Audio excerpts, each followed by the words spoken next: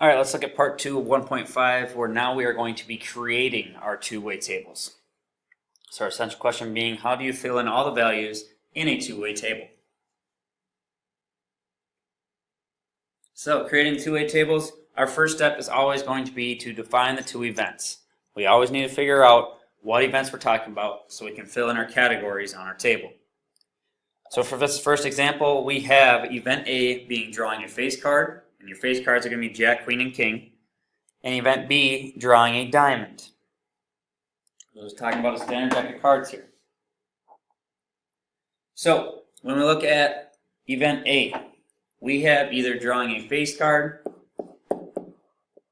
or not a face card.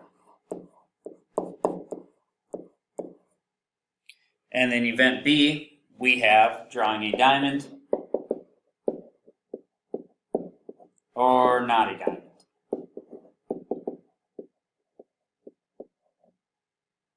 Okay? And as always, we'll finish out with our totals.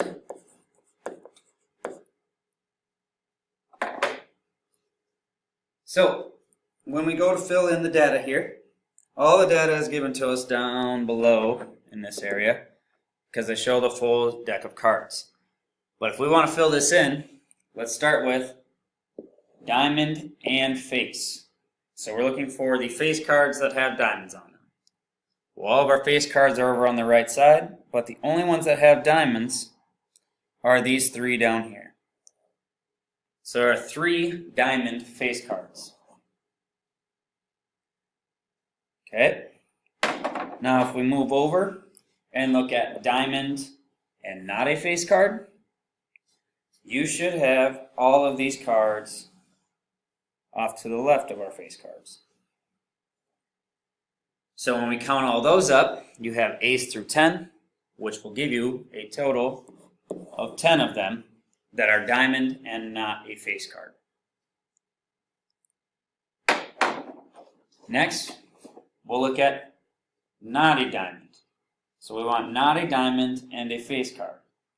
Like I said before, all of our face cards are off to the left here, and the ones that are not diamonds are in that box. So you count those up, and you should have 9. And lastly, we'll go ahead and fill in not a diamond and no face card. So that'll be all the rest of them that I have yet to put inside of a box. So if you count all those up, you should have 10, 20, 30. Now our last step is to go ahead and add up each row and column to find out our totals. So we do 3 plus 9 will give us 12. We do 10 plus 30, which will give us 40. Now we go across. 3 plus 10 gives us 13. 9 plus 30 gives us 39. Now it doesn't matter which way you add across or down, they should add up to the same thing. So 13 plus 39 gives me 52, or 12 plus 40 will give you 52, which is a good thing because we know that in a deck of cards we have a total of 52 cards. So if it didn't come up to 52, we wrote the wrong numbers down somewhere, or we did our math wrong. Next, we're going to talk about making two-way tables from word problems. So we're going to label our categories and then fill in what we know. So the track team surveyed 100 total runners who do various events. Of these runners, 34 do a field event. 30 runners do a field event and sprints. And 10 runners do sprints, but no field event. So the hardest part here is picking out what our categories are going to be. My strategy typically is to go ahead and look at what words show up the most, and then what words would make the most sense as our categories. So when I read through this word problem, I see that we're talking about people who do field events and sprints. And out of those categories, we're just deciding, do they do a field event or not? Do they do sprints or not? So to fill in my categories here, I'm going to say field event and no field event.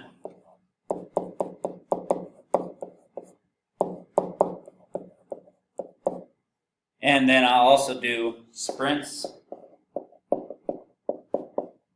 and no sprints. And lastly, the easy ones, go ahead and fill in our total. Now from there, as soon as we have our categories, like I said, that's usually the hardest part. Now we just have to fill in the data. So to fill in the data, we're going to go ahead and look at what numbers they give us. So it says the track team surveyed 100 total runners. This is key because this is telling us our total overall is 100. We should never end up with more than 100. Meaning that bottom right corner that tells us how many total were surveyed should be 100. Okay, let's move on to the next sentence where it says of these runners, 34 do a field event. So we are strictly talking about field events here. It says nothing about sprints. So if we want to look at our field event column, at the bottom of that, our total should be 34. Because we should have 34 students who do field events. Next sentence tells us we have 30 runners who do a field event and sprints. So 30 people who do a field event and sprints. So we look at field events, we look at sprints, you find where they intersect, which is this first box here, and we fill in 30. And the last number that they end up giving us is the fact that we have 10 runners who do sprints, but no field event. So we're talking sprints, but no field event. So where those two intersect, you should write down 10. Now I know this doesn't look like a lot of information, but we can complete our table from here. So the first thing I'm going to do is I'm going to take my 30 plus my 10, and I should get 40. It's an easy one to fill in. Now, if we look at our field event column, I have 30 up here and 34 total. So I got to figure out what the difference is between my total of 34 and the 30 that do both sprints and a field event. Should be able to find out that we have 4 people who do a field event but no sprints. Because remember, 30 plus 4 should equal 34. Okay? Now let's fill in the next one that we can. Let's look over at the total column all the way on the right. I have 40 and then I have 100. So 40 plus what will give me 100? You should be able to fill in 60 right there. Again, you can always check, does 40 plus 60 equal 100? Okay? And we're just going to keep asking ourselves these questions until we have all the boxes filled in. So let's look at the no sprints row here. We're looking at no sprints. We have 4, but a total of 60. So what needs to be in this middle box? So that way 4 plus whatever's in there equals 60. Find your answer, you just do 60 minus 4. Should get 56. And now that we have that box filled in, all we have to do to fill in the very last box is take 10 plus 56, and we get 66. Okay? There's a whole bunch of different ways you can fill in all those boxes. But the important part is that you check your answer at the end. The easiest way to check your answer is to make sure that everything in your total columns adds up. So what I mean by that is that our 34 plus 66 does equal 100. That's good to go. And that our 40 plus 60 also equals 100. That's good to go. Okay, you should also do that for each category, seeing that the field events add up and that the no field events add up and that the sprints and no sprints also add up. Okay, so like I said before, the hardest part is figuring out what the categories are. So Felipe surveyed students at his school. He found that 78 students own a cell phone, and 57 of those students own an MP3 player. There are 13 students that do not own a cell phone, but own an MP3 player. 9 students do not own either device. Construct a two-way table summarizing the data. Again, I like to look for the words that show up the most in here. And the words that stand out the most to me are the fact that we're talking about cell phones and MP3 players. So cell phone, MP3 player. That's really what we're talking about here. So if I go to fill in my categories, I'm going to do cell phone and no cell phone.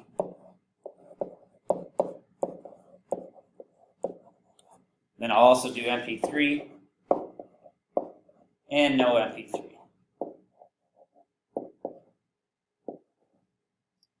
And then I'll also fill in that we have our total.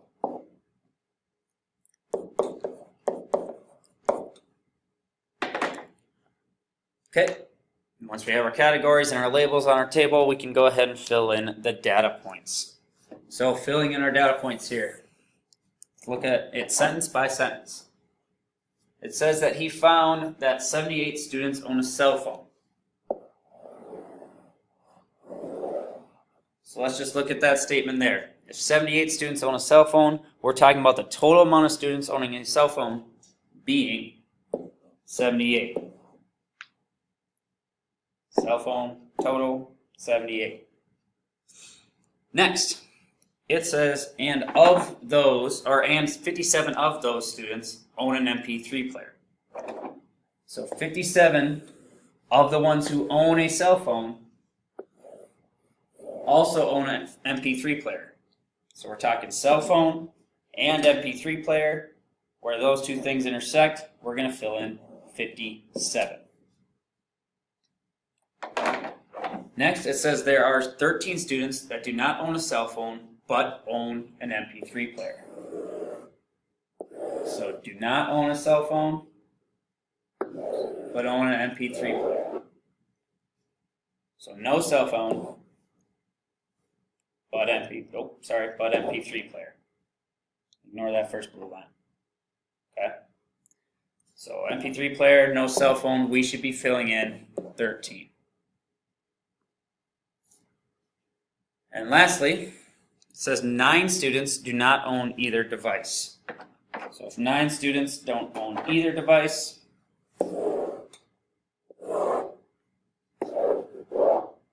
we're talking about no MP3 and no cell phone.